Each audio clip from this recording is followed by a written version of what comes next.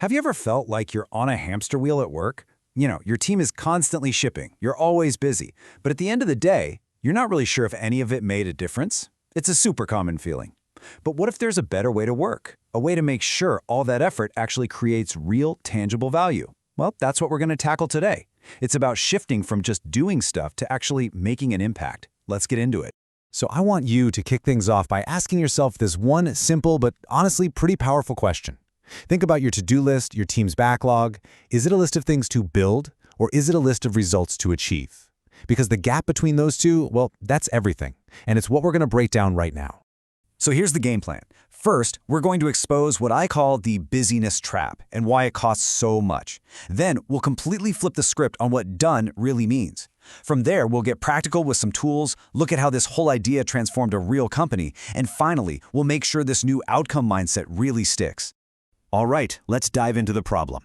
It's a trap that's so common in our work lives that we barely even notice it anymore. The incredibly high cost of just being focused on shipping the next feature. Let me tell you a quick story.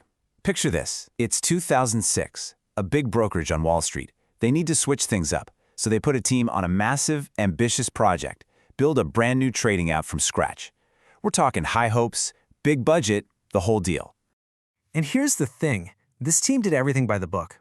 On paper, they were perfect. They had daily stand-ups, user stories, agile coaches, you name it, they were doing it. They were ticking every single box, generating tons of activity. They were, without a doubt, very, very busy. So you can probably guess where this is going. Here's the kicker.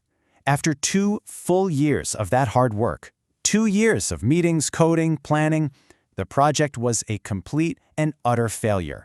Not a single thing of value was ever delivered. Can you believe that? 2 years for nothing. So what on earth happened? And this right here, this is the diagnosis. The team fell headfirst into the classic output trap. And it's an easy one to fall into, right? Because making stuff feels productive, it's easy to measure, and it looks like you're making progress. They confused all that activity with actual achievement.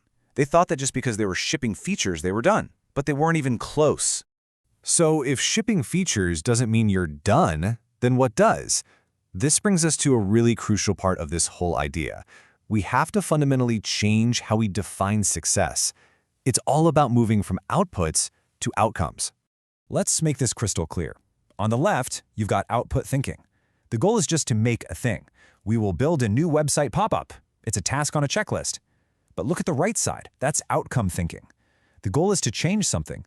We will increase newsletter signups. See the difference? The pop-up is just one possible tactic. The goal isn't the feature, it's the result. And this right here is the heart of it all. If you remember just one thing, make it this definition. An outcome isn't the stuff we build. It's a measurable change in what our users or customers do. The features we build are just the means to an end. The real goal is to influence human behavior, because that's what actually drives the business forward. This little table breaks it down perfectly. Let's walk through it. First, you've got the output. That's just the stuff we make, like a new app feature. Then, there's the outcome. This is our sweet spot. It's the change in user behavior we want, like getting higher engagement. And finally, that leads to the impact, the big picture goal, like increased revenue. And here's the key. We can't directly control the impact. You can't just decide to make more revenue. But we can directly influence the outcomes that lead to it. Okay, so the theory makes sense, right? But talking about it is one thing, actually doing it is something else entirely. So let's get our hands dirty and open up the toolkit for working this way. It all really starts with asking these 3 simple questions. First, what are the specific things our customers do that actually help the business? Think about it. Second, how can our product or service encourage people to do more of those things? And third, and this one is absolutely critical, how do we test our ideas to see if they're right before we go and build the whole thing? And that last question leads us right to the MVP. But we really need to rethink what this term means. An MVP is not just a stripped-down, crappy version of your final product. A much better way to think about it is as the smallest possible experiment you can run to see if your idea for changing behavior is even correct. It's a tool for learning, not just for shipping code. So, how do we measure these experiments? Well, we have to look at the right things. On one hand, you have lagging indicators, like revenue.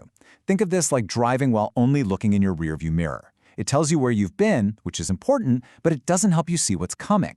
On the other hand, you have leading indicators. These are like looking through the windshield. They predict future success, and that's where you want to focus your attention. Okay, this all sounds great for one team, but what does it look like when an entire organization gets on board? Let's check out a real-world case study of a company that actually made this shift. So back in 2016, the team at Harvard Business Review's website, hbr.org, was feeling pretty frustrated.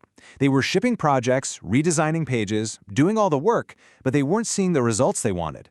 They finally realized that to really make an impact, they had to change pretty much everything about how they operated. And wow, this slide says it all, doesn't it? Look at that shift. Before, their goal was an output, a task on a to-do list.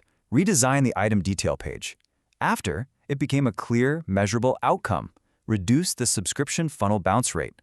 One is a job, the other is a valuable change in customer behavior that actually helps the business. Big difference. So how'd they do it? It came down to 4 huge moves. First, they reframed all their goals around what customers were actually doing. Second, they broke down the walls between teams and got everyone collaborating. Third, and this took guts, they completely deleted their old backlog of features to start fresh.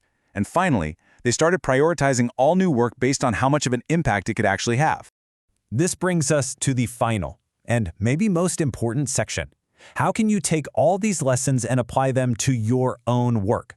How do you make this outcome mindset actually stick for you and your team? So let's lock in the key takeaways. If you're a manager, this is your new playbook. First, stop managing outputs and start managing for outcomes.